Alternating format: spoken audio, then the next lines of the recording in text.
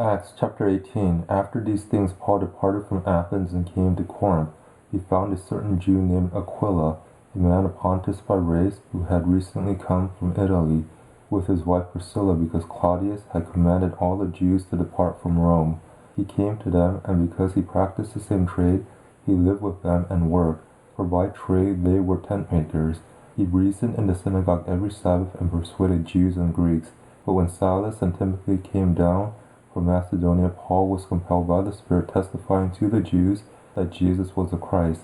When they opposed him and blasphemed, he shook out his clothing and said to them, "Your blood be on your own heads. I am clean. From now on I will go to the Gentiles."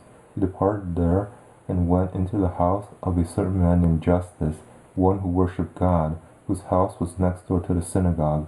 Crispus, the ruler of the synagogue, believed in the Lord with all his house. Many of the Corinthians, when they heard, believed and were baptized. The Lord said to Paul in the night by a vision, "Don't be afraid, but speak and don't be silent, for I am with you, and no one will attack you to harm you, for I have many people in the city."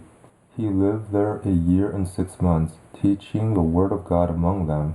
But when Gallio was proconsul of Achaia, the Jews with one accord rose up against Paul and brought him before the judgment seat, saying, "This man persuades men to worship God contrary to the law."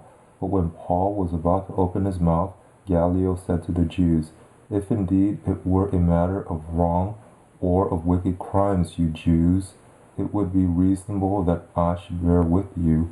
But if they are questions about words and names and your own law, look to it yourselves, for I don't want to be a judge of these matters."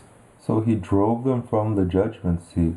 Then all the Greeks seized Sosthenes, the ruler of the synagogue, and beat him before the judgment seat. Gallio didn't care about any of these things.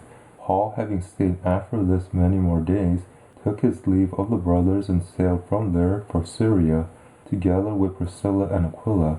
He shaved his head in Cenchreae, for he had a vow. He came to Ephesus, and he left them there, but he himself entered into the synagogue and reasoned with the Jews. When they asked him to stay with them a longer time, he declined. But taking his leave of them, he said, "I must by all means keep this coming feast in Jerusalem, but I will return again to you if God wills." Then he set sail from Ephesus. When he had landed at Caesarea, he went up and greeted the assembly, and went down to Antioch.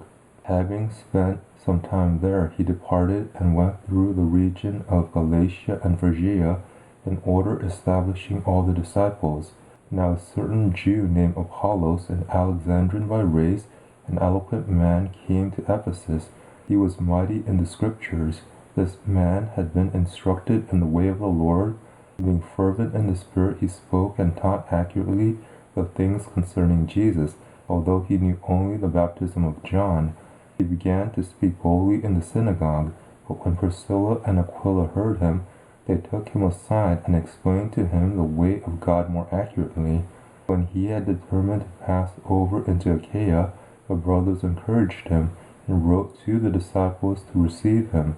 When he had come, he greatly helped those who had believed through grace, for he powerfully refuted the Jews, publicly showing by the Scriptures that Jesus was the Christ.